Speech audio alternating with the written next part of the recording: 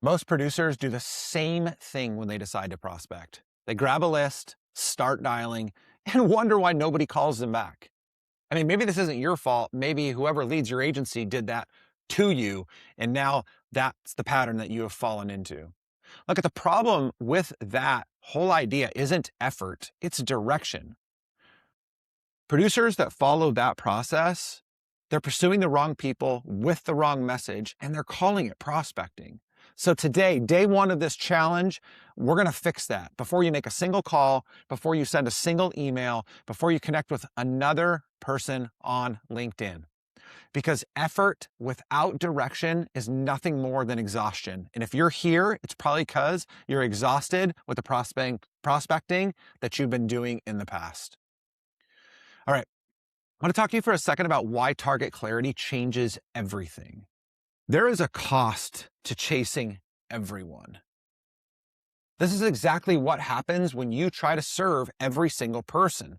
Your messaging, generic. Your pitch doesn't land. Your objections, they just multiply. Your close rate drops, if not completely dissipates. The best producers, this is the good news, by the way, so catch this. The best producers aren't typically the most talented ones. They're not the smartest, but they're often the most selective. They know who they're built to serve, and they only pursue those people. Selectivity, this is not limitation, it's strategy. As a matter of fact, Alex Hormozy, who I follow pretty regularly, says riches are in the niches. And I deeply believe that, not only for myself, but for you too. So sales is definitely math, but the way that salespeople typically math, it doesn't work. I mean, a list of 500 random contacts requires massive amounts of volume to produce any kind of result. Most producers, they will burn out trying to chase that many leads or prospects before they ever see results. The math doesn't work that way. But a list of 15 qualified prospects, people who fit your ideal client profile, they understand and have the pain that you regularly talk about solving, and they have a decision maker that is reachable to you. That type of ICP will produce results with the fraction of the effort that you're doing when you mass market. So you are not, this is good news, you are not going to build a list of 500 people today. You're going to build a list of 10 to 15 real companies worth pursuing. That's it. Okay, so let's talk about the 4 elements of our target lock. There's definitely more to this. This is not exhaustive, but these are the core components that are going to be really important for you to focus on. So number 1 is definitely going to be the size of the organization, company size. You need to know the size range where you deliver the most value and where you win the most often. If you've not won there in the past, this is going to be a hard thing to replicate. Too small, and the deal definitely doesn't justify your time. Too large, and you're outgunned or outmanned, and it doesn't make sense either.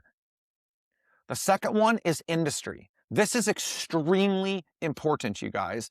Every producer has an industry or two where they have or should have real fluency. You should have real relationships, and you should be producing real results. That is where you should be hunting. Third is pain profile. What is the specific pain? What is the specific challenge? What is the specific problem your ideal client is dealing with that you can solve? Not they need insurance. What is the actual business pain underneath the coverage conversation? And 4 is the decision maker. Who is the real person that can say yes to you? Title, role, and the most reliable way that you have to reach them. If you can't name the person, find the person, and reach the person, you don't have a target. You have a category. Look at your ICP. This is not a demographic. It's a description of a real person sitting in a real office, dealing with a real problem that you have a real way to solve. That's what this is all about. And by the way, disqualification is just as important here as qualification is. You need to know who you are not chasing.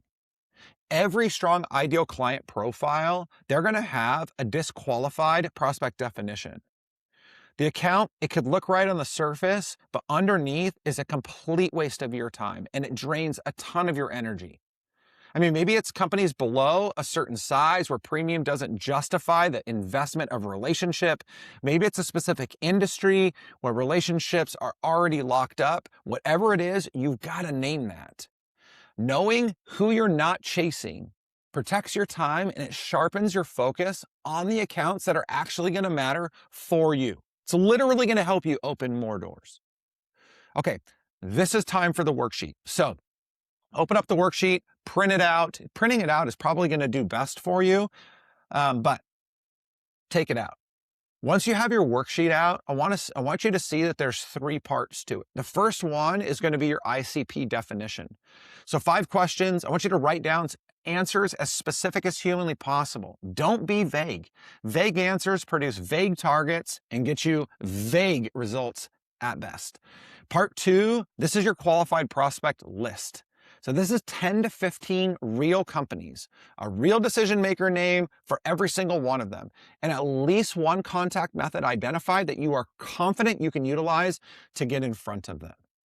Part 3, this is your target lock statement. One sentence that captures exactly who you serve and why you serve them. You're going to use this sentence a lot more than you think. So do this worksheet today before your next email comes tomorrow, because tomorrow we're going to take this list and we're going to build it into the sequence that turns the sequence into appointments. That's day 1. Looking forward to day 2. If you need anything, feel free to reach out to us.